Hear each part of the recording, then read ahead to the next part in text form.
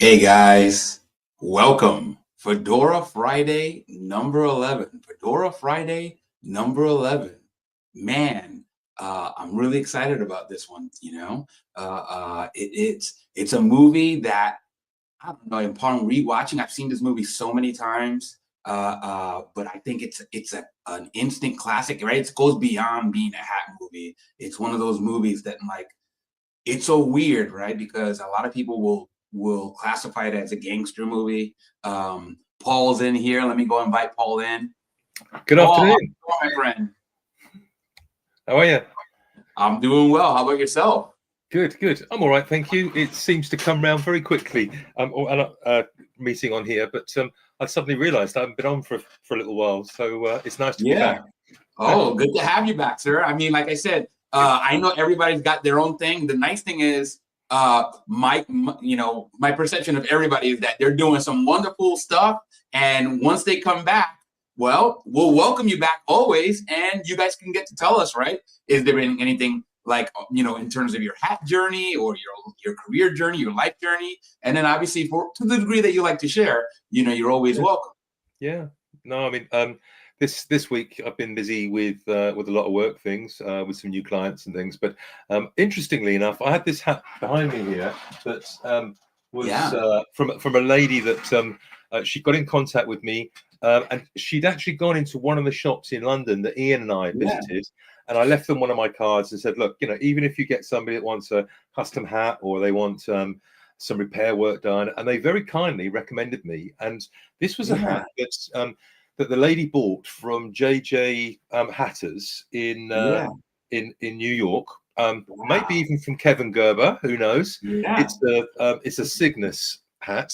You can see that there, Mhm. and she likes wearing it in an open crown. And unfortunately for her, where it's quite a lightweight felt, the brim kept collapsing and things, and especially when you handle it a lot. So I've Yeah. steamed it, cleaned it, I've shellacked the brim to give it some form for her, and Yeah. I think she's. I'll send it back early part of next week, but I've been sort of working on that for her. So, and this is something she's going to wear to her wedding, which is she's an older lady, but Yeah. she's got a wedding coming up, and she wanted it ready for that. So hopefully she'll be pleased with it. The difficulty, just adding to one or two of the hatters that are on here, that I Yeah. found is that this Cygnus has got a liner that's actually it's stuck in there Right. with glue. So of course you can take it out, but you probably won't get the same fit when it goes back in. So, Right. but if you don't take it out, excuse me, you can't easily put it on a wooden block and get out some of these ridges. So Yeah. it's actually not as straightforward and easy as you think. I mean, my discussion with the client was, look, I can take the lining out, but actually, hi Josh, actually, my opinion is that leave the lining where it is. I'll steam it up a bit more and get it a bit better shape than it's in. But Yeah. leave it at that. So that's something I've been progressing for her. But no, other than that, it's I've had a few hats turn up. What have I got here? Oh yeah, I've Yeah. got a grey Homburg that Oh, that's I gorgeous. need to do some work to, but Yeah. that's probably a size 57. There you go. Only laughing because Well. that's obviously, for those people that don't know, that's Luke's size. But that's a Yeah. really nice hat. It's about a 1940s hat, Yeah. so that will be cleaned up and ready for sale. This one here is this is a Herbert Johnson. So the people that make Yeah. um, the Raiders of the Lost Ark hats, and it's a very soft. I suspect it's rabbit fur, but what buying these older hats, it does Yeah. show that the quality of some of the fur felts in the vintage hats is really very good. Yeah. And when you think that you can buy a hat like this for fairly low money, and then either look at that, it's all pushed out now, so I can do an open crown and then rebash it. But Yeah. you can clean this up, put a new ribbon on it, and you've got a hat that it could go on for another 50 years for somebody. Correct. And it's it's still under £100, and it's just a nice thing to be able to rekindle the life in this in this old trilby hat, and hopefully give somebody some pleasure out of it. But I need to do some work on that at the moment. But as you can see, so they've turned up, and a few others. But it's finding the time to catch up on them, to be honest. Well, I want to give you guys, the audience, a fair chance at that Hamburg, but I will be heading to the UK next month. So, you guys have between now and then to steal that Hamburg from me. Otherwise, well, it's in my size. So yeah, I'm sure you'll come over for tea or something, and we'll sort something out. But that was great news, by the way. When you actually shared that you were coming to the UK, it was like, wow, fantastic. I've not spoken to Ian about you joining us, but I think he's probably seen the message anyway. So hopefully we'll have a great time. I mean, look, we'll go to some great places, I'm sure, and introduce you, and looking forward to it. Same here, my friend. Like I said, I got obviously you mentioned this the other day, and then I think I got the ticket that evening, and only because, well, I don't know. I guess for myself, I'm not really great like in terms of booking things. I tend to kind of wait to the last minute. So I kind of saw that, and I said, you know what? Let me try my hand at doing this not at the 11th hour. Let me get this sealed and delivered, only because I saw the prices and they didn't seem that unreasonable. So I'm like, okay, well, this might be my sign to just pull the trigger on this, Yeah.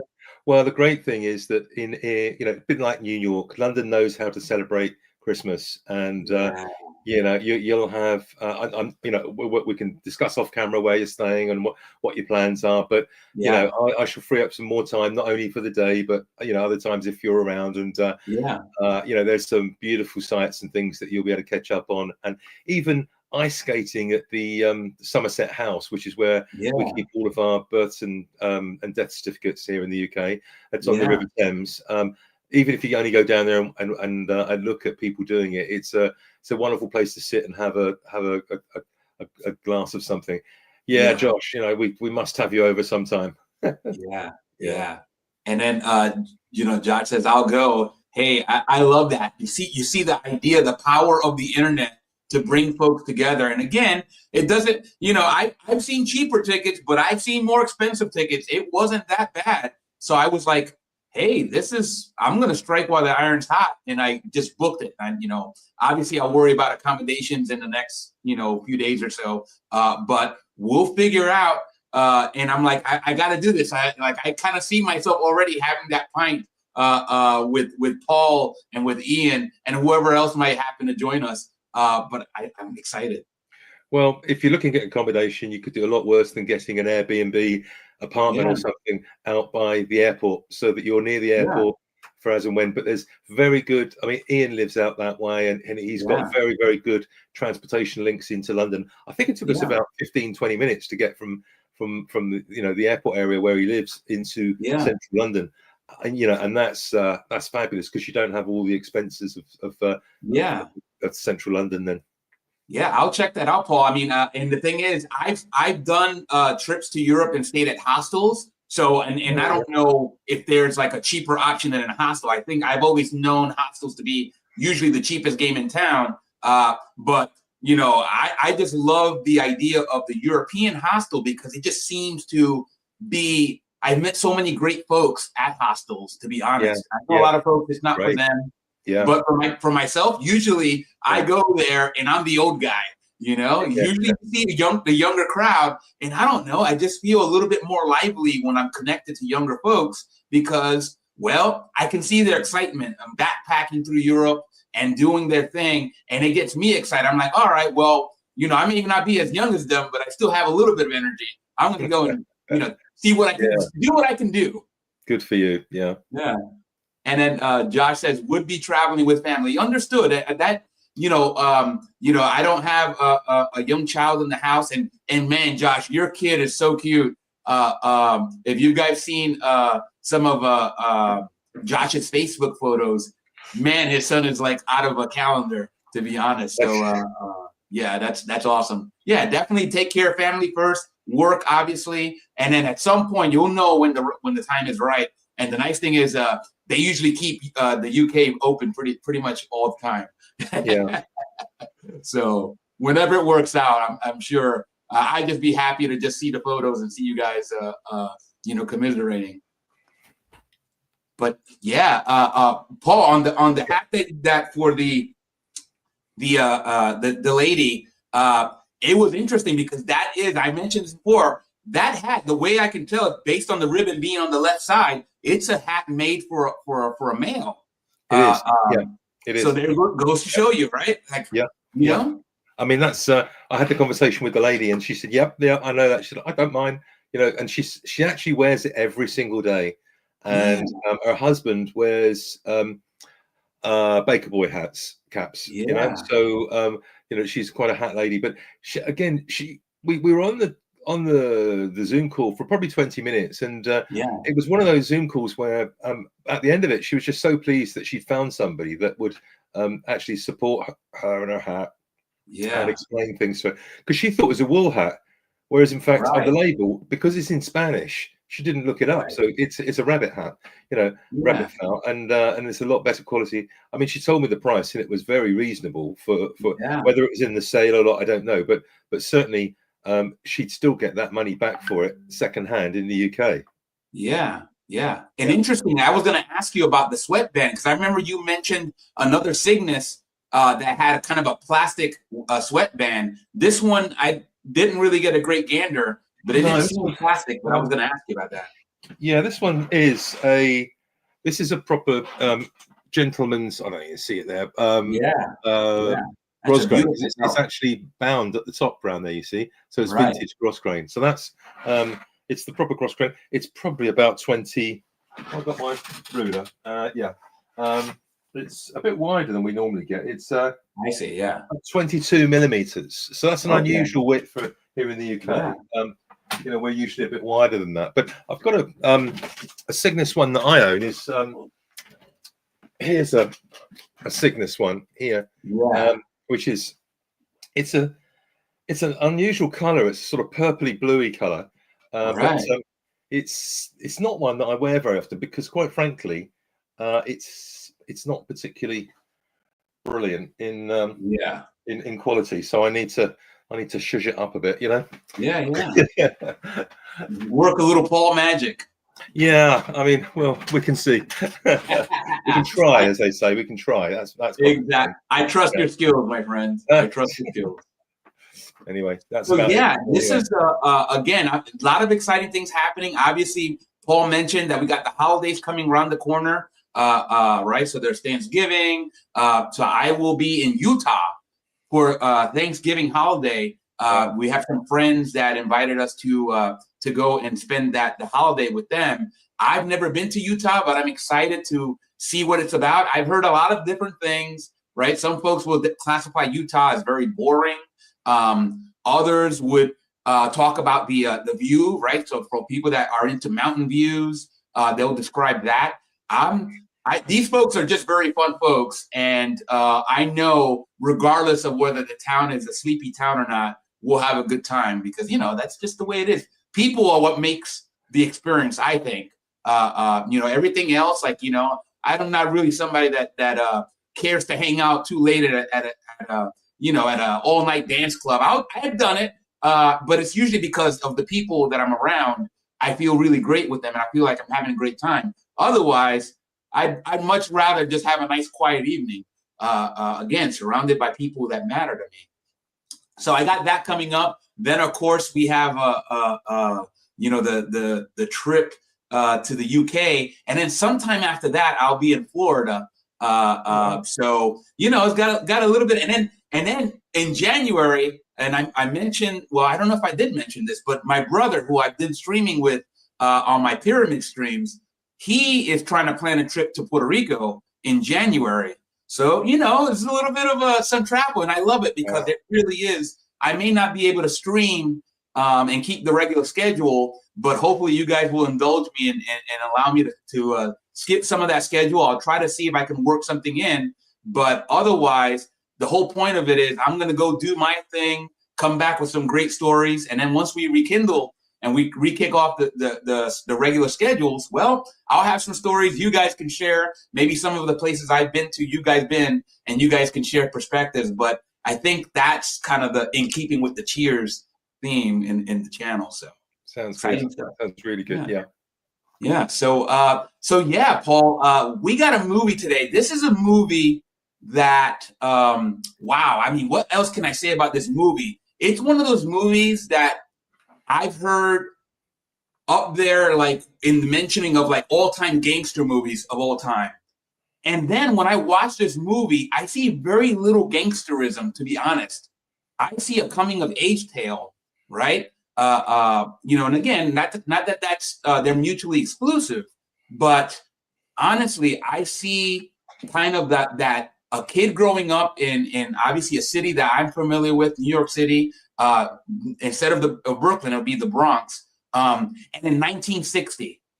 So now, as a hat person, I'm automatically, right? So when I've seen this movie so many times before my hat journey began, I was like, I still knew it wasn't really a gangster movie. But now, watching it as a hat person, I start appreciating a lot of the style that I appreciate, meaning that got me to the table and got me started in my hat journey, which was really the style, the stingy brim of the 60s and 70s. So rewatching this as a hat person, I was like, wow, like, so now when folks will ask me, obviously I had examples. I had Sammy Davis Jr. I had, essentially just the idea of, okay, go look at hat people that were wearing fedoras in the 60s, the 70s, and in the 80s. Then you get a little bit of flavor of the folks that I grew up seeing around my neighborhood. And that is exactly one of the major points here is, and I've said it so many times on my channel, is that kids are very impressionable, right? If you go and you're a hat person and you get around kids, you will get some of the most honest, sometimes very surprising feedback that you will ever get, because kids have no filter. Well, I think a lot of kids don't. Some do. But the ones that don't have that filter, they can really, it's kind of like that show, Kids Say the Darndest Things. And that's what this whole movie is about. It's a father-son relationship that is kind of triangulated when another man becomes the object of a kid's affection, right? And I think for me and Paul as dads, and I know we got several other dads. Josh is a young dad, right? His son is a lot younger than our sons. But I feel like this movie really plays into that father-son dynamic, because everybody grows up. I don't know, I'm not going to speak for Paul, but for myself, I mentioned this on the channel that I have very vivid memories of watching my dad go about his day in terms of, right, what he did from the time he got up to the time he left the door. After that, I have no clue, because I didn't get to go, right? He was a cab driver. I didn't get to go along on those cab rides. But watching the man get up, have his cup of coffee, then obviously, interact with us. But usually it was him focusing on getting prepared, getting dressed, right? He would always go and right, he'd get out the shower, brush his hair back because he had a push back hairdo. And then he would go and obviously do the deodorant stuff, but he'd always go for a bottle of cologne, right? And then splash that on his favorite cologne. It was usually Polo. I remember Polo was his, the green bottle, the original formula. Yeah. That was his favorite. And I just bought him one not too long ago. And that was I really felt good doing that. So we reached for that. And then he'd put on his watch. And that's where you can see where this is going. And then he'd just get dressed. And usually, again, I always thought in my mind, wow, he's dressed pretty good for a cab driver. You know what I mean? Like, he wasn't the type of cab driver that was like driving a limousine, right? Meaning he didn't have a fancy car. He was what's called a livery cab driver, which is very different from a yellow cab that you would see in Manhattan. Usually a livery cab driver would be somebody that is working not in Manhattan.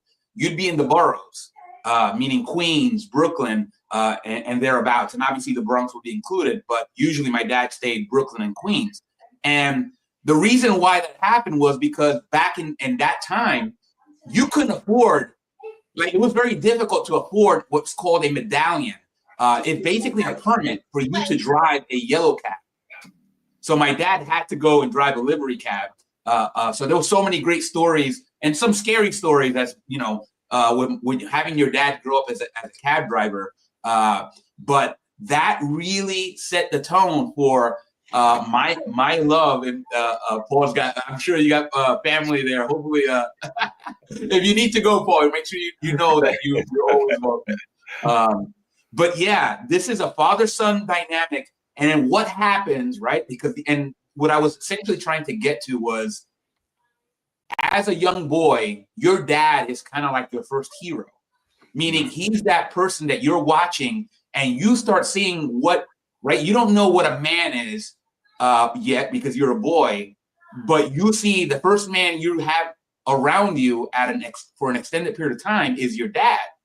So for you, you're like, my dad's the tallest, my dad's the strongest, my dad's the wisest, he's got the most money, he's got the, you know, he is the, right? I mean, and obviously that's not, I'm making exaggerations here, but the idea is this is my hero, this is who I want to be, because, well, you see him interacting with the world and the world is showing this man respect. Like the family is showing this man respect. You know, I see my uncles around my dad, and it's like, whoa, these are them. This is who I want to be. So I'm going to nick off a second, and I'll join you later on if I can. Right, I've got what's going on here. No problem. Yeah. Okay. So yeah, basically this is, and then what happens when there's another man that interjects himself into that dynamic, right? I didn't have that experience, like, meaning I've had people in the neighborhood that, right, that they weren't father figures, right? They weren't Sonny, but they were folks that were like Sonny, well respected. I just never really was drawn to them. I guess that was the power of my dad and my relationship, that I never felt that drawn. Now, again, it doesn't mean I didn't learn lessons from those gentlemen, right? But the idea was I never really got to that point where the tension that was created in this movie happened in my own. You know, for you guys that maybe grew up in similar environments, maybe the urban environment, it didn't have to be New York. It could have been Boston. It could have been Philly. It could have been Newark, New Jersey. It could have been Baltimore. It could have been Chicago, Miami, LA. I don't know what else. You know, hopefully I didn't leave out any of the major urban hubs.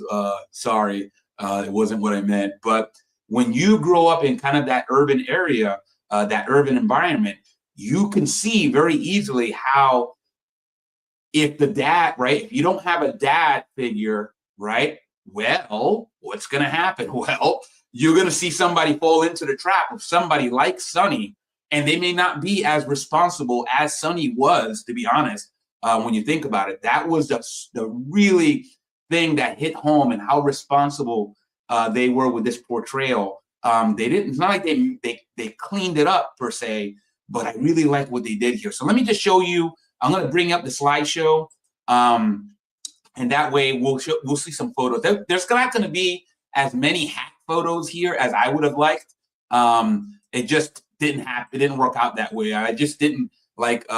Usually I get these from a certain source, and well, they didn't have a lot of hack photos in the source, but there's some. But here's just a photo of like the major cast here, right? The three protagonists that we have here. And you can see right on the left, we have ChazzPalminteri. Wow, what can you say about ChazzPalminteri? Then, just a really underrated film presence, right? Like his catalog isn't as deep as De Niro, but very powerful. Meaning, right? I kind of, ChazzPalminteri and Michael Madsen were two guys that I felt like there was like some kind of connection there. In terms of like how they're, right, like they were known to steal shows, right? To steal the show or steal the movie, right? When they entered, because they just had that magnetic presence. And ChazzPalminteri, I linked them because he is now a YouTuber. Right. So I've always talked about Michael Franchese. Michael Franchese and Chaz are good friends. They actually co-host several shows together, right?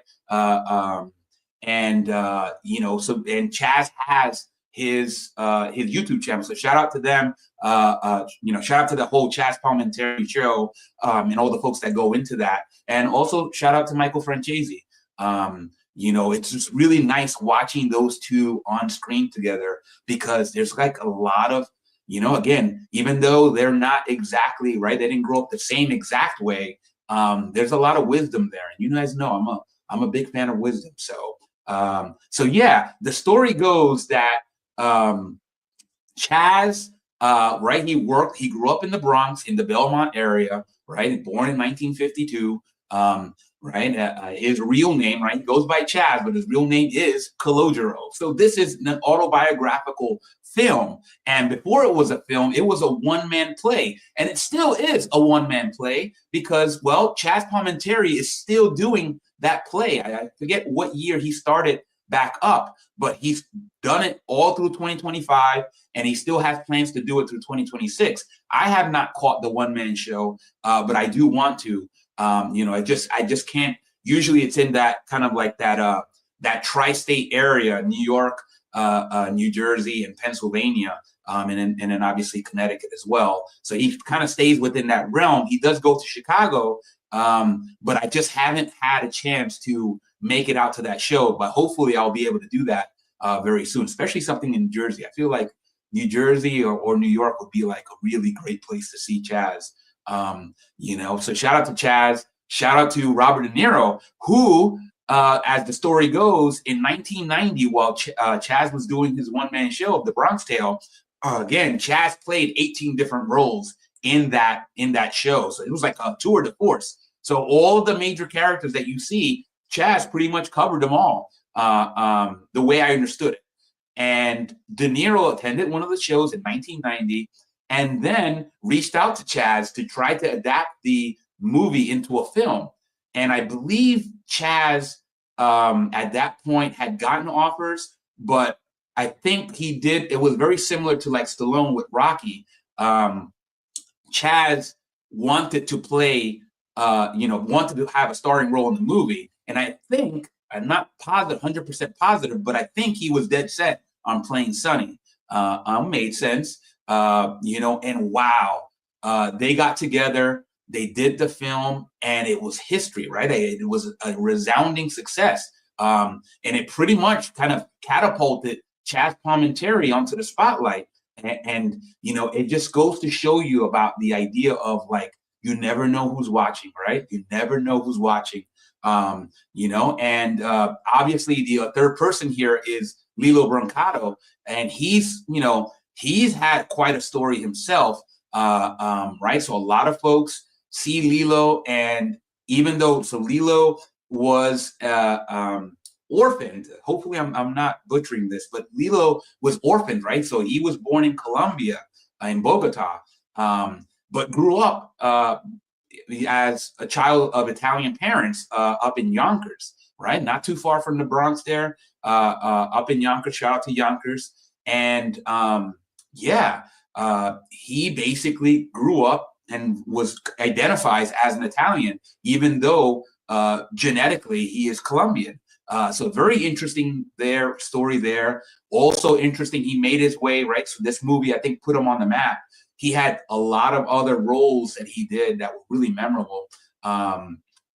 You know, not the least of which was in The Sopranos, right? And his story kind of took an interesting arc as well due to drugs, right? At some point, his relationship with Chaz Palminteri was strained given Lilo's issues with drugs at the time.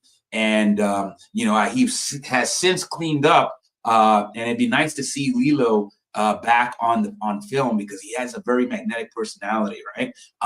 It's very, very obvious when you see Lilo Brancato in A Bronx Tale that he looks very much like a young De Niro.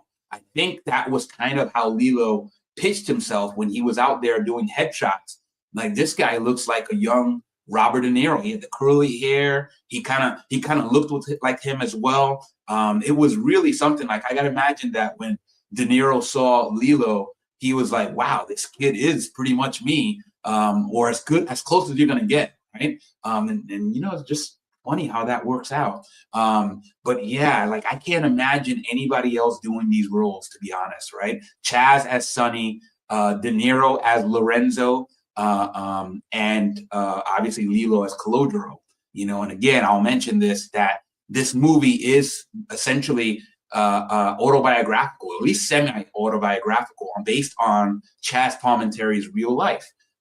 So there we'll kind of kick this off, and then, you know, we'll go into the next scene here, and this is pretty much the Bronx in 1960. That's where this is set at. So really, the movie opens up with a heavy dose of doo-wop, right? Just really great music. That's the other thing about this film, is that regardless of how you feel about the film, it's hard to argue with the music, right? So even if you don't care to watch the movie, you get the soundtrack for this, you're going to be quite happy. Just awesome songs, and then you got, as a car guy, you got to love it, right? Because all the cars of the '60s, right, are featured here, and some really great machines, right? So if you're into like the you know, that era, right? I mean, this is probably right as the muscle car era was ushering in. And it's just really cool to watch, right? So this is just the idea. So they go into the narration, and then it starts off with a 9-year-old Calogero, and this is Calogero here. And also, cute kid, you know. You can see here, right, in this shot, he's in the Bronx, and he is an observant kid, right? We talked about the power of observation and how impressionable young kids are. 1960 Calogero is in the Bronx, you know, in the hood, right? Even though maybe they wouldn't refer to it as that, but that it was a rough neighborhood, right? It was not a in the suburbs, is what I'm trying to get at. So this kid is out in the stoop, right? As a Brooklyn boy, I can relate to that. He's out with his friends, and he's watching. He's watching all the people around him, and he's watching especially the gangsters in the corner, right? And seeing how people treat them. And he's kind of like, whoa, what's going on there, right? That's very different from my dad, right? And let's get into his dad. His dad, played by Robert De Niro, is Lorenzo, the bus driver, right? The guy with a nice, steady job, but he's not going to get rich, right? He probably has respect, but not the kind of respect like the guy that Calogero was watching in the neighborhood. A different kind of respect. Still good, right? And still good enough to be like, hey, that's a guy I look up to. But he's still intrigued by the guys around the neighborhood. And you can see that Lorenzo, to the degree possible, is a very doting dad, right? So he's a local bus driver, so he's able to kind of ride, you know, get Calogero to ride the bus with him. So they have a lot of touching moments here. You can see here, right, like that. He's Calogero here embracing his dad. You know, he gets comfort in his dad. He knows that his dad's a strong guy. And he hears them riding the bus together. And then you can see Calogero, right? In his eyes right there, there's his dad, and then there's Mickey Mantle, right? Right. This is 1960. The Yankees are in their heyday. You got the Mick, you got Roger Maris, you got Yogi Berra. You got the heyday of the Yankees, or at least one of the heydays. You know, I'm a Mets fan, but you know, this is even before the Mets in 1960, right? We didn't come about to be until 1962.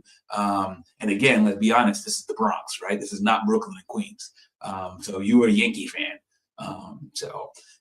Or you were a very strong Met fan once the Mets came about, because you had to be, right, in the Bronx. Anyway, you can see here the relationship and how they have some touching moments, and that's captured again. Very, very relatable to just about, to most folks, I would think. So yeah, Morgan's here. Hey, Morgan, have a good day. Good day to you. And of course, Morgan, one of my faithful moderators, just greeting everybody. Good to have you here, Morgan. So hopefully you didn't miss too much here. I just kind of introduced the movie, Morgan. But yeah, this is kind of a father-son, tale with a twist. And right, so it's a kind of a tale of two fathers, right? That's why it's like you hear about these books. That book, Robert Kiyosaki, My Rich Dad and My Poor Dad. This is very analogous to that, to be honest. It doesn't have to deal with money per se, but about influence, right?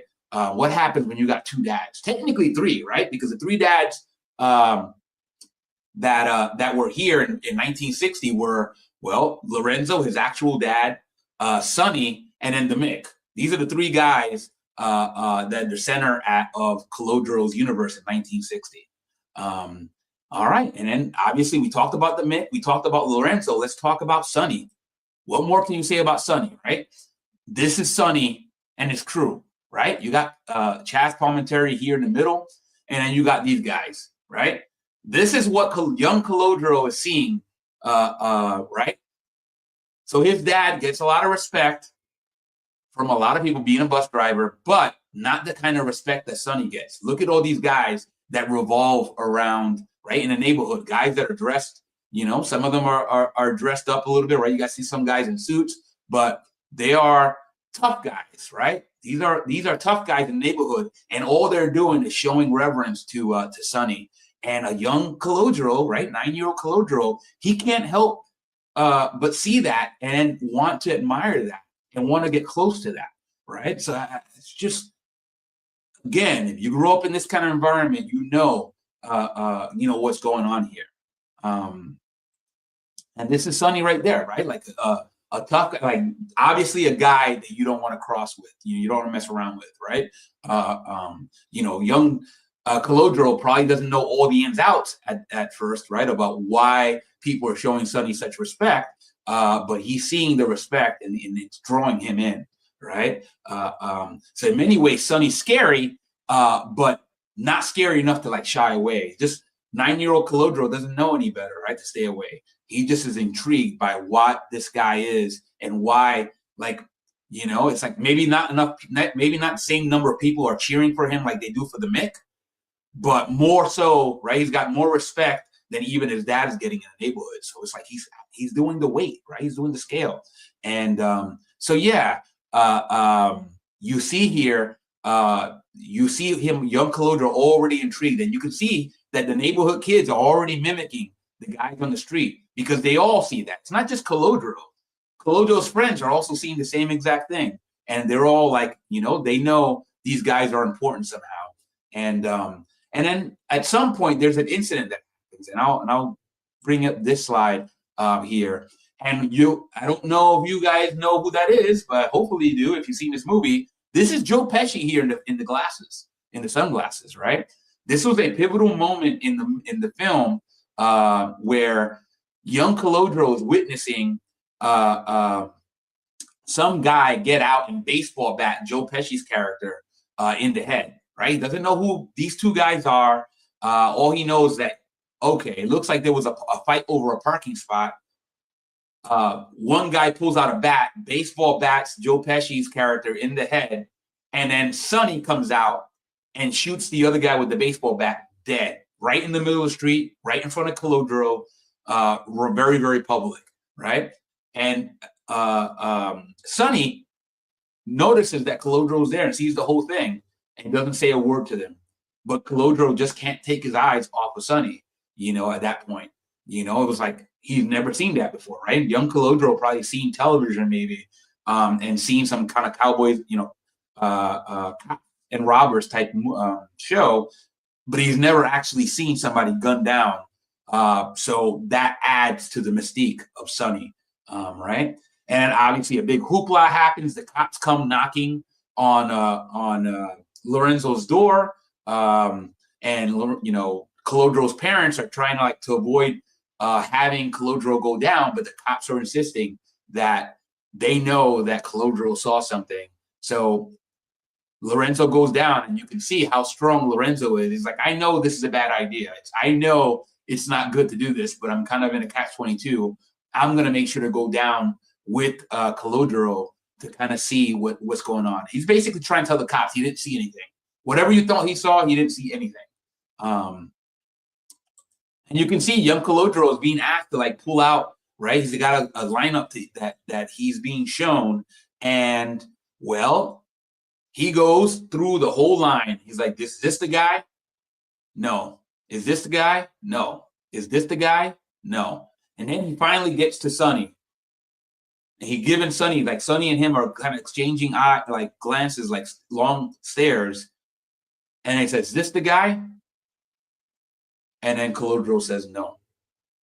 So there you go. Now all of a sudden you see here that Calogero understood at that moment that was not a good idea for him to go and try to ID Sonny. Like, he respects Sonny. There's something about Sonny that's like, I'm not going to go like rat on this guy. You know, and that's kind of a thing that you can see a lot in the urban environments, is this idea of, right, being a rat is like one of the worst things you could do. But, you know, and that's captured here very faithfully by the movie. So, yeah, you can see, right, there's some gangsterism here. But again, this is a tale of dads, right, of sons and and role models, right? And what happens when there's multiple role models. And then, of course, right, as soon as Calogero goes and doesn't ID Sonny, Lorenzo gets a big sigh of relief, and then goes and then gets his son back out of there, and essentially just explains to his son, "Hey, though, you know, you did the right thing for a bad person," is what he told his son, right? So this is kind of like the image that you see throughout the movie is, you know, Lorenzo kind of trying to tell Calogero, because he sees that Calogero is drawn in by this man. He obviously did something really, really huge for this gangster in the neighborhood. But now he's worried that why did his son do that thing for that gangster? So he's telling him, right? Everybody knows, right? That finger, right? When your dad does that, it's like he means it. Like, right? Lorenzo doesn't want to like you know, hit his son, but he's willing to do it if it means keeping him away from Sonny, because he knows that's a bad move. And this is another angle. Again, very, very heartwarming as somebody that grew up, right, you know, kind of watching his dad, like myself, just like a lot of folks. I'm not unique in that respect. But you can see here, right, and this is another angle. It's like, hey, I'm telling you, stay away, right? And does Calogero stay away? No.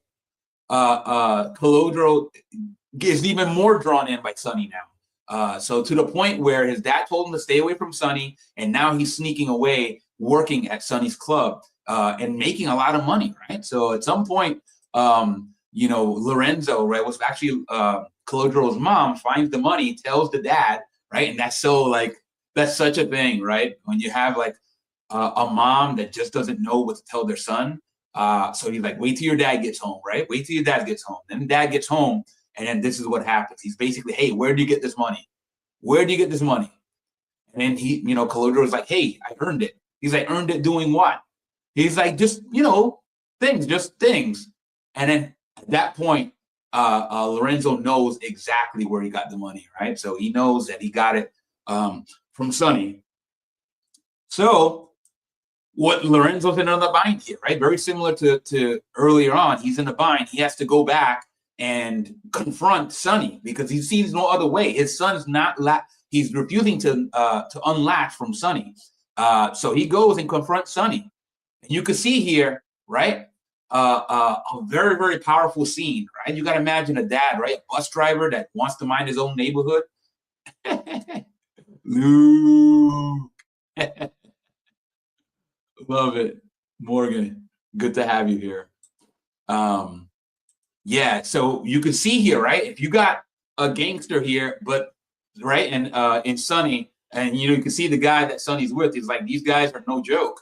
But for his son, Lorenzo's willing to take whatever risk possible, right? Including crossing and like putting Sonny in his place. And that's what he does, right? Right? He gets right into Sonny's face and said, hey, you don't, like, I would never disrespect you, but you don't fool with a man's son. And then Sonny's like upset because he's like, nobody talks to him like that, right? So at the same time, Sonny's upset, but at the same time, he's got to respect Lorenzo. Right? He respect that, right? They knew each other from the neighborhood, but he didn't know that Lorenzo had these kind of cojones, right? And he did it all before his son. So, right, Sonny doesn't do anything to Lorenzo. He leaves him alone. Matter of fact, he even offers Lorenzo a job, right? He gets his guy right here in the middle.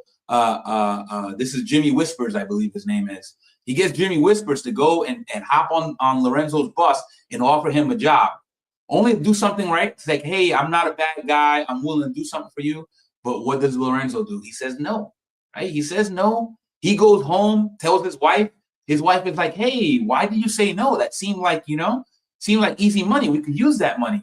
But Lorenzo's staunch, right? He doesn't want to be poisoned by anything that Sonny's up to, right? He knows where this is going to lead to, right? Well, how does Lorenzo know this? Well, Lorenzo's from the neighborhood, right? Lorenzo grew up in the neighborhood. He knows what the future is for people like Sonny, and it's right. It's either a jail cell or a casket.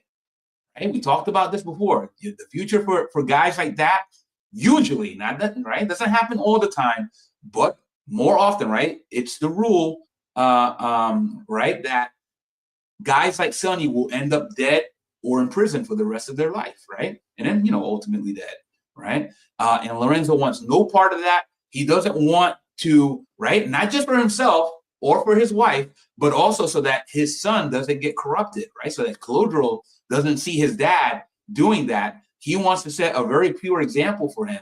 And it's beautiful to watch that dynamic, right? So, right, at this point, the Mick is gone, right? There's only Sonny and Lorenzo as Calogero's influence. Even the Mick, right? Sonny said, did the Mick ever pay your rent?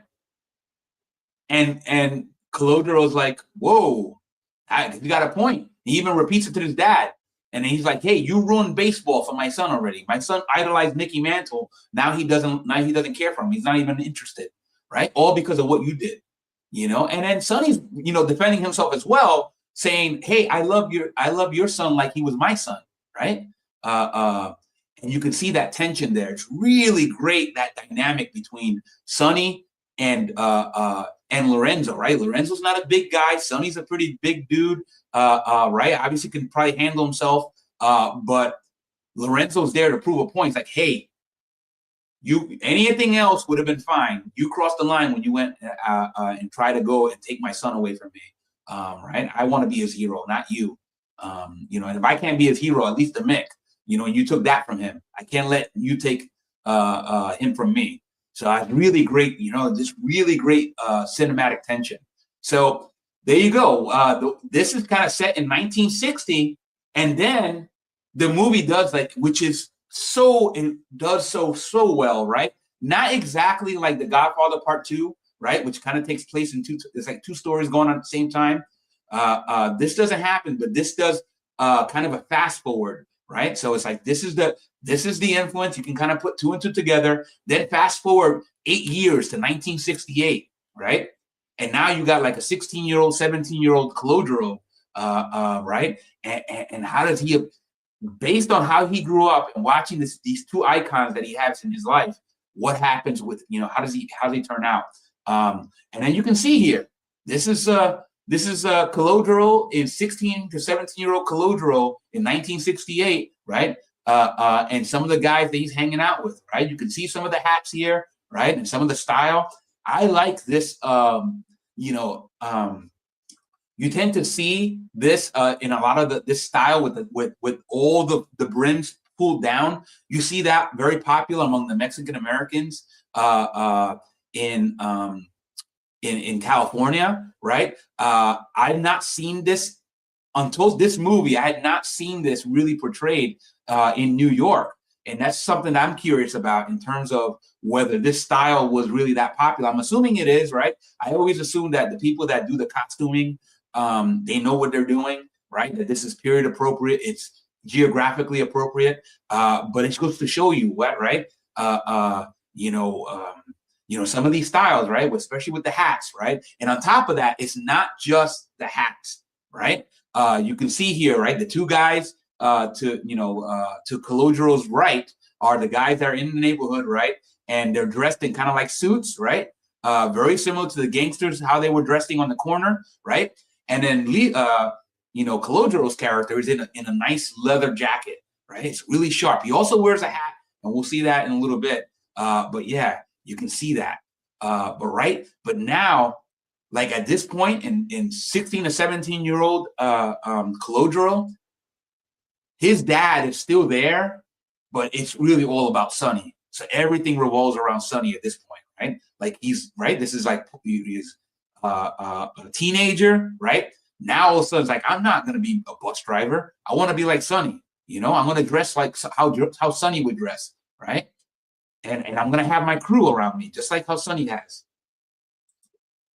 And here goes Sonny and the young cats, right, from the neighborhood.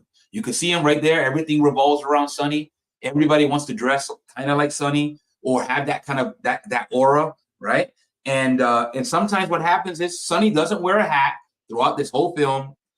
He doesn't need to, right? Remember we talked about the idea that sometimes when you want to ascend and you want to become, you would wear that hat. But in cinema, what happens is when a character's already set, that hat doesn't serve that purpose anymore. So you'll see a lot of guys that are hatless. Also, it's period appropriate. Let's be honest. In 1960, that was the downslope of hat wearing, right? We talked about that. Kennedy, that whole line, right? We talked about that with the hatted professor, right? It wasn't because of Kennedy, but it had something there, right? It was correlated. So yeah, you can see here the kind of crew, the guys that Calogero's around. Right, they are kind of just essentially the new guard for the characters that they're seeing, that they have seen and are seen on the corner, led by Sonny. Just some sharp hats, right? I talked about this gentleman here before about he had the brim down, right? It's kind of a gray fedora with the black band. Here this gentleman here to Sonny's left. It's got the brim up, very similar to the one I got right now, right? I think that one's kind of be the brown or black hat. And then the two other guys here are just hatless, but they got the slick back hair, right? Not too much different from Sonny. And then you got Calogero here, who's got the black hat, right? But he's got the front brim down, right? I think actually he might actually have it. I think I've seen it in a couple ways, but I think if I recall correctly, he's got the front brim down and the back brim up, right? As opposed to the other gentleman here to Sonny's right that has like both brim, right? The back and the front down, right? So yeah, very, very tough set of characters, right? They're there to look intimidating, right? They got the hands crossed in front of them, right? That's a pose, right? That's a power pose, right? Back in New York, no matter what era you grew up with, this kind of pose, right? Is kind of a power play, right? As in the 80s, you would have somebody like this, right? You would have like the Run DMC or the B-boy stance. You would do that, but this is kind of a power pose, right? It's kind of like, hey, we're gonna look regal for this photo. And then Sonny, right? Sonny is still the main center, right? He's right at some point when Calogero was 9, he was his dad and Sonny like neck and neck. But now it's all about Sonny, right? Teenage Calogero is all about Sonny, and it's this famous scene here, right? So he's already seen Sonny kill somebody as a 9-year-old. Now he gets to go and watch Sonny lead all his gangster pals against a whole group of bikers. Right, he tried to be nice, right, and then that's when Sonny utters that famous line, "Now yous can't leave," right? That's just a powerful, right? And then Calogero is watching all of this, right? At this point, Calogero's named C, right? Right. He goes. His real name's Calogero, but Sonny tells him, "Hey, you got to do something about that name," right? He tells him when he was 9 years old, so he calls him C. So everybody else calls him C, and he even wants to be referred to as C. Only because that's how Sonny wants him to be called. You can see here, right, a very powerful dynamic. And now think about Lorenzo, right? Seeing everybody call him C, even though one Calogero is a very, very beautiful ethnic Italian name, right? ChazzPalminteri's family is from Sicily. And shout out to Sicily. And so Calogero is not his dad's name, but I believe Chazz's grandfather's name, right? So he's named after his grandfather. It's a very strong Italian name. But because Sonny doesn't want to be calling him Calogero, he goes and calls him C, and now his whole identity is wrapped around, hey, my name is C. You know, it's like it just goes to show you, right? The dynamics that are playing here. So he watches Sonny again take care of these bikers that are just really rude, right? He invites them in, tells them, hey, just have a drink, and then just we don't want any trouble. The bikers start trouble, and they go take care of it. They give him a beating. So, and you can see here, right? Sonny, that confrontation that he had with Lorenzo left an impression, it seems, right? So now Sonny wants to do good. He wants to do right by Calogero, right? He wants to do right by Calogero. So he's there trying to tell him, hey, stay away from that crowd that you're running with, right? He's telling Sonny, Sonny's telling Calogero, don't be like me. You know, I can see that you want to be like me, but I don't want that for you, right? So there's that other tension that's happening, right? So now Calogero has both Sonny and his dad Lorenzo telling him not to be like Sonny and not to hang around Sonny too much, right? Maybe not to hang around with him, but don't be like him. And that's interesting because, and then still that resistance that Calogero is putting forward, right? He's like, I want to be like you. Why can't I be like you? You know? And then Calogero is right. He's doing a lot of things to try to pick Sonny's brain, right? If you want to be like Sonny, you got to learn how to think like Sonny. So you can see him having some like conversations about, you know, is it better to be loved or feared, right? Sonny tells them, you know, about his time in jail, right? He's telling him so that he doesn't, right? So that Calogero can avoid jail. And then Calogero's like, oh, you were in jail. What was it like in jail? It's like, well, I read a lot, right? He's like, what do you read? You know, I read Machiavelli, right? And he's like, oh, what's that about? And then you can see here some very powerful father-son dynamics between, right? Two people that are not related, right? It's just the idea that Calogero wants this man to be his role model, his mentor. So he hangs on every word that Sonny says. And Sonny, knowing that, right, he realizes that he chooses his words carefully so that he doesn't do wrong by the wishes of Lorenzo. And it's a beautiful thing. It's such a beautiful dynamic, right? To see this badass, right? Sonny is a badass, and he is still feeling that, like, right? He has killed. He has no problem killing, but he has this soft spot for this kid, and he knows that he doesn't want. He knows what his dad wants for him, and now he wants that for him. He just wants him to grow up and not be like him. So it's funny. It's a very, very unique tension. But it's really relatable to just about anybody. You can see here, right? Teenage Calogero is still getting chided by his dad, saying, hey, don't do that thing, right? Lorenzo's still being the dad, no matter what. He sees now that it's too late, right? His son is still, he's kind of like in the grasp of Sonny, but he's telling him, hey, listen to me. I know what's best for you. I know how this is going to end up, you know? And you still see that there's a dynamic there, right?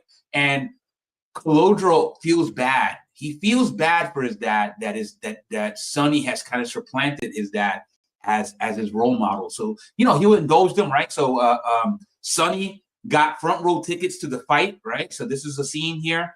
Sonny got front row tickets to this fight. His dad got nosebleed seats. And his dad told him, hey, I want to come to the fight. And he's like, yeah, sure, Dad. So you can see here throughout the whole time, they're in the nosebleeds, and both Lorenzo and Calogero are seeing Sonny doing his thing in the front row, right? And Calogero just really wants to be, as much as he feels bad and wants to be there with his dad, he wants to be there with Sonny even more, right? Because he's drawn to it like a moth, right? Like a moth to a fine felt, right? So yeah, and obviously Lorenzo seeing that, and then he even like looks over at his son like, hey man, why you got to be like this, right? You know, it's like that look of disappointment. Like I feel like slapping you, but I'm not, because that would only like, you know, give you, you know, I just want to tell you that one thing or that two things that I could tell you that could turn you, right, and make you see how I see it and make you see the future. But he can't. He knows that, right? Lorenzo at this point knows, right? Experience is the best teacher. He's just hoping that it's not too late, right? And something really bad doesn't happen, right? So So obviously teenage Calogero is there, with Sonny, right? He's getting schooled on the ways of the street and how to live your life. Obviously, girls come into play, right? And you can see Sonny giving Calogero advice on women, right? And then the female protagonist, the female interest here is a Black girl from the neighborhood, right? Which is really interesting, right? There you go see here Calogero talking to Jane, right? Played by Terrell Hicks. And it's such a great dynamic between Lilo Brancato and Terrell Hicks here in this movie, right? It's not like the pinnacle of acting, right? You're not going to see some kind of like ridiculous acting because, they're both pretty young in the acting game at this point. But the charisma, right? The charisma that they show and the on-screen magic, you can see here, right? Calogero's just enchanted, right? At this point, this is the other focus of Calogero's attention now, right? So like now, even Sonny and Lorenzo are like kind of taking a little bit of a back seat because he's just like he's smitten by this girl, and he knows that it's going to be weird, right? Because he's Italian, this girl's obviously Black, right? But he's emboldened, right? Like Sonny, kind of in many ways, the character that Sonny built in Calogero is that I'm going to take a chance, right? I'm going to take a chance. He even asked Sonny for permission. He's like, hey, what do you think about Black women? I think that happens in the film. I can't remember that part. But Sonny essentially gives him permission to go chase whoever you want, right? Like love knows no color. And this is interesting. This is actually real life, right? Chaz Palminteri did date a Black girl, in the 60s growing up in the neighborhood. So it's like, this is all true. And it's really, they really did a great job in terms of the chemistry between these two, right? And you can see the hat that Calogero's wearing. This is right. The front lid, the front brim was flipped down, and she goes, "Hey, that looks funny. How about you flip it up?" And then Calogero just goes along with it. Yeah, whatever you want. You know what I mean? Like it just goes to show you, right? Like Jane knows what she's doing. She's kind of testing Calogero out to see what he's about and like whether she responds to him, right? She even says, and like, I like Italians, right? So that she knows what he's there to do. He's there to court her, and she's giving him the open runway and saying, hey, I like Italians. To the point where it tells you a lot about Jane's character as well, right? She knows that this is potentially going to be a little bit of an issue.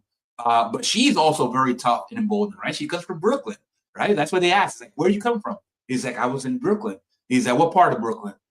And that's the thing. That's the funny part is that I don't know. Calogero, if Calogero grew up the way I grew up, right? If you're in Brooklyn, you know very little about the Bronx. If you're in the Bronx, you probably knew very little about Brooklyn unless you had family there, right? That's a big difference. And then you made your way there, right? Other than that, right? He's asking Jane as kind of like a nicety. He's like, oh, what part of Brooklyn?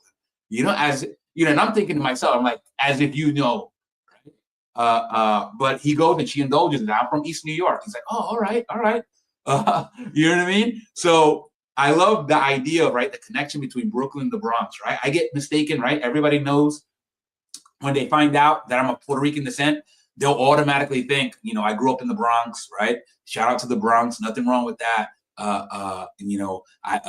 Or they'll think I grew up in Spanish Harlem, right? Shout out to Spanish Harlem. So yeah, it's just a lot of the pockets where you found a lot of Puerto Ricans. Brooklyn was almost kind of a secondary pocket, right? You usually found your way to Spanish Harlem or the Bronx if you're a Puerto Rican during this time. It's just later on we started spreading out, into places like Brooklyn and all that. But yeah. Shout out to the Bronx, shout out to Spanish Harlem, shout out to Brooklyn. So yeah, you can see some more of that chemistry here, right? They just fit. You know what I mean? Like they did a great job casting. And the funny story is because Michael Franchese had both Lilo Brancato and Terrell Hicks, on his show a few years back. To kind of talk about the movie and the process of making the movie. And I think the story goes that Terrell Hicks, when she was reading for the part, the thing that really got her to win the part right, was when that part in the movie where she asks him his name, and he says Calogero, and Jane goes, who? And that was like, honestly, it was really endearing, right? So like you got to see it in the movie, but it really was the part that kind of like got, I think, Terrell Hicks that part, because it was just like, I don't know, it was just so organic, and like it is captured really well in the movie. So shout out to them. That was just great. The other tension that existed in the movie that they talked about on the show, our friend Michael Francese's show, is the fact that Lilo Brancato smoked. He was a heavy smoker throughout the filming, and she basically would have to have gum for him so that in case they did when they did the kissing scenes, because he just was stinking of cigarettes. So but yeah, fast forward, you can see here, right, that side profile of Calogero, right? This is Robert De Niro. Robert De Niro directed this movie, right? So you can see him here. When he's not Lorenzo, he's got his directors, right? When he's not on screen as Lorenzo, he is the director. So you can see here, it's just nice to see, right? Like, again, if you're watching this in the 90s, you're like, oh wow, this is like young De Niro and older De Niro, right? Like looking in the mirror, right? I gotta think that for De Niro, that was kind of like that when he's watching and standing opposite of Lilo Brancato. Again, Lilo he's not Italian by birth, right? He was born in Bogota, Colombia, but he was raised by Italians, and he basically identifies as Italian. So yeah, interesting kind of interesting dynamic. And then here goes De Niro there with the curly hair. You can see her here, right? Very much like Calogero with the curly hair, and he's talking to Terrell Hicks here during the filming of the movie. And you can see another like sharp leather outfit for Jane, because she's tough too. You know what I mean? She is tough. And now we get into like obviously how it all ends, right? How it all ends is how Lorenzo thought it might end, which is this, right? Even Sonny knew it would end like this, right? Sonny is not a dummy, right? He knows that the life that he chose was going to end up with this. And yeah, this is actually Chazz Palminteri in the casket, right? He's just there sitting still, laying still. But such a powerful scene, right? When Sonny does get killed, right? He ends up saving Calogero's life. But at the same time, when Calogero went to thank him, Sonny was killed in his very own club, right?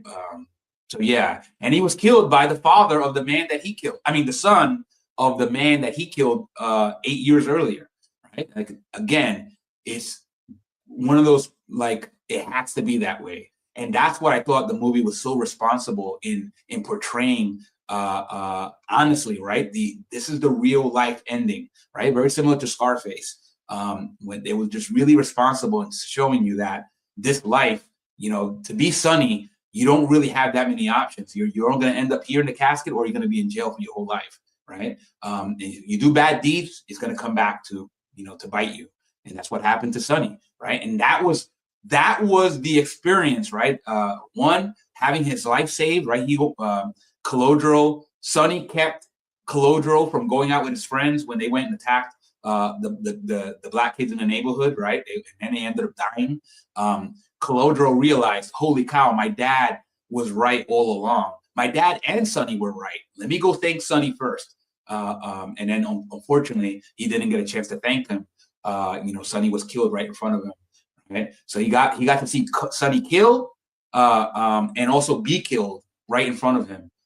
So I thought that was an interesting kind of like another take that was really interesting, right? That cyclical nature. And then here's a kind of another shot, right? Right. I was telling you that it was Chazz Palminteri really lying in the casket. You can see, Robert De Niro and Chazz Palminteri having a moment here between takes. So yeah, that's powerful, right? Because somebody like Lorenzo, he knows exactly, right? He knew exactly that this was going to happen, but he's just relieved that, right, this happened, and his son's still alive. So he's kind of like, right. He even thanks Sonny, I think, at the end. So it's a really interesting, touching moment, right, between Lorenzo and Sonny, after Sonny's already gone. And then we get to see Joe Pesci come back right at the end, right? So he's Calodro's having a moment with Sonny, and then Joe Pesci comes by, and just Joe Pesci always steals the scenes, right? Like, this man is magnetic. So he goes in there and they have a talk about, like, hey, what that thing that happened? He's like, you don't remember me, right, kid? He's like, no.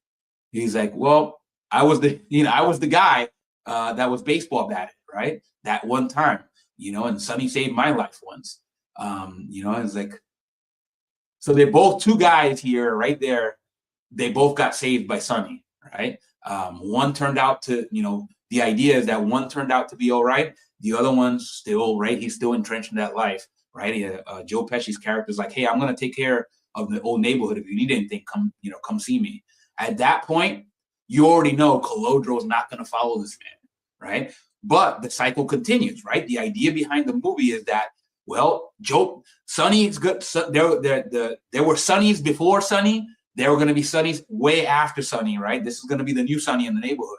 Calodro already learned his lesson, but now is up to the next family unit, right? The kids that grow up watching Joe Pesci's character, are they going to get, entranced by this gentleman just the same as Calodro was, right? And then what's going to happen to them, right? It really does tell you a really great story that you can appreciate no matter where you grew up and what kind of environment.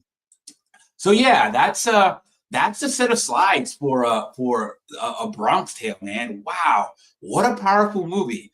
What a powerful movie! A movie that I relate to so very much, right? Again, you can see, right, that a lot of people will take this as just a run-of-the-mill gangster movie.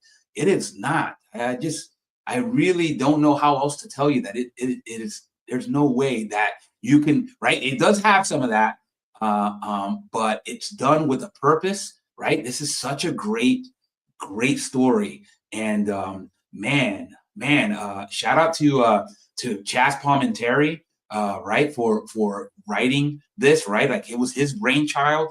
It really is a great story. Hey, what's up, CP? Happy Friday. What's going on? Hope all is well. Hopefully enjoying the upcoming weekend. Just doing my movie reviews. You know how I am on my movies. So, but shout out to CP. Hopefully, all is well. Shout out to your dog, Dobby. We got to get Dobby on here one day. Very, very cute dog. Kind of like my grandson. This is, I think Dobby would be my grandson. I have two.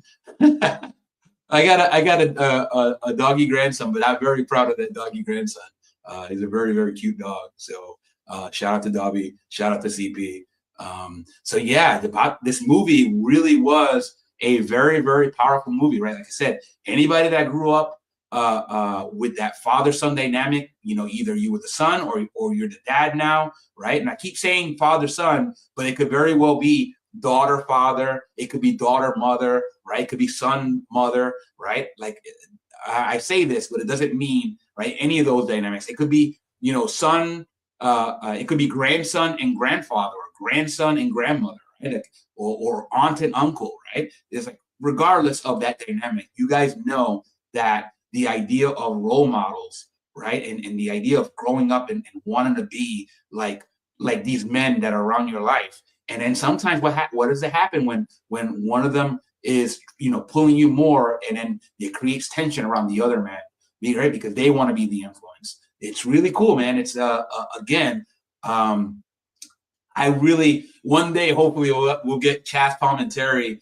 right? I linked you, Chaz. If you watch this, I would love to do a show with you. Obviously we are very different size channels. So I can understand. So no offense taken on my part if you never reach out. But if you do, I would love to interview. Like two New Yorkers, right? Obviously you grew up in the Bronx. I grew up in Brooklyn. But I feel that kinship with you, and you did such a great job. And I I really do hope that I get to watch one of your one-man shows while it's still going on. You know, it's probably going to be somewhere on, you know, or maybe hopefully you come out to DC. You know, Chaz, if you watch this and you come out to DC, I would love to catch one of your shows in the DC area. So, you know, make it happen, man. Right? Like, I don't know. I feel like we got love for Chaz here in DC. You know, let him know, right? Reach out to Chaz, go onto his channel, go onto his website, drop him a message and tell him, hey, come to DC, you know, if only for good looks. Hopefully not, because I can't support a whole show by myself, right? But yeah, we'll at least sell a couple of tickets for that show. It's just a great show. And Chaz, you did an awesome job. Obviously, you know that, you know, but you know, I obviously in this realm, hopefully repetition is not a bad thing. So that's pretty much the show for today. It was kind of a short show, but hopefully you guys enjoyed that, right? It's a hat movie, but it's so much more than that. So much more than that. It really is a life movie, right? You know, it's just something where this is a movie you would want to show your kids. You know, right? And maybe you skip over the violent parts. That's fine. I don't think. I think, you know, I'm not big on censorship, right? Like, you know, my son has seen movies. Like, I remember us watching Terminator together, right? That might have not been the most responsible thing for me to do at that time, but you know, I think my boy turned out all right. Right? His only question when we watched the Terminator is like, Dad, why is that guy naked? Why is that? I'm like, well, son, that man is naked because, well, he's Arnold Schwarzenegger. And I think he insisted on it. Also, in the future, we can send back metal. We can send back all, you know, skin. We cannot send back clothes, right? That's just, it won't, we didn't have that technology. We don't have that technology in the future. You know, we could do skin, metal, liquid metal, all that stuff to send back androids and people and bones and all that stuff. But we can't do clothes because, well, I guess we can't do that, right? Maybe Star Trek has an answer. So anyway, shout out to Paul, you know, for joining us. Paul, you never made it back, but that is okay. Like I said, I want you guys to take care of your personal matters, right? Business, family, especially family, right? Family should come first. Take care of your family stuff, but support Paul and his channel, right? And his website. Support his hat passion, right? You know, buy some of his hats, right? He's got them for sale on his website, right? Just makes some really good stuff. He restores some really great hats. You know, I have already 3 examples. I will probably get more, especially when I get over to the UK and I get to meet Paul and hopefully Ian and whoever else wants to join, you know, next month. So yeah, I talked about the hat giveaway. I will be giving away this Knox Custom, right? It's a 7 1/4, right? It's you know, not the prettiest hat I've ever seen, right? It's a little alpine looking. It's got some moth bites, right? But you can see here, right? I've shown this so many times. There's no new moth bites that I can tell. This could be a really good first hat. It could be a good 100th hat. Maybe it's a good first hat for you to restore. But once I hit 100 subscribers, I'm going to do a video on this hat, right? And then anybody that comments on that video will be randomly selected, right? You know, randomly entered to be selected to win this hat. I may just ask you to pay for shipping, right? Even, let's say you don't want the hat. Maybe you want the hat to go to a friend of yours, right? I will work with you. All you got to do is be subscribed to the channel and then write, you know, comment on that video when it does come out, right? We're at like 64 subscribers, so it's coming up, right? So, you know, if it happens while I'm away on travel, I have several travel plans between now and January. Assuming that goes as planned, I may not be on the show. I may not be able to do a show, or at least as long of a show, or keep a regular schedule. But if I hit 100 subscribers, as soon as I get back in town, I will do the show. I will pick the winner. I promise you that. And so yeah, keep supporting the channel. Keep liking the videos. Keep subscribing if you you know, if you got friends or family that aren't subscribers and you think they might enjoy this content. go ahead and share the channel. You know, maybe they're not into hats, but maybe one of my pyramid streams that I do with my brother, right? I've done 2 of them with him, and they're not hat movies. They're just movies in general. I think there's good content there for anybody to enjoy. But you know where this is going, right? Even if you don't support, right? Even if you don't support Paul, even if you don't support any of the other hatters, Brian Forbes, Josh Taylor, you know, Robert Galt, and anybody else here that's been on here, right? The Hatted Professor. Shout out to the Hatted Professor. What a great show. I love that, Brad. Please come back, you know, anytime. But even if you don't support, right? The one thing you got to do, right? The one thing you are obligated to do, right? It's like, otherwise I'll get Sonny after you, right? You don't want Sonny coming after you, right? I mean, I guess he's dead now, but we'll send Chaz, right? We'll get Chaz, right? The original Sonny, or the original Colodro. That's actually more accurate. We'll get the original Colodro to come, you know, over to your house and pay you a visit. Not to do anything harmful to you, right? Maybe just to hit the boop subscribe button. But the one thing you got to do, stay hatting, my friend. Have a great day. Ciao, everybody. Ciao.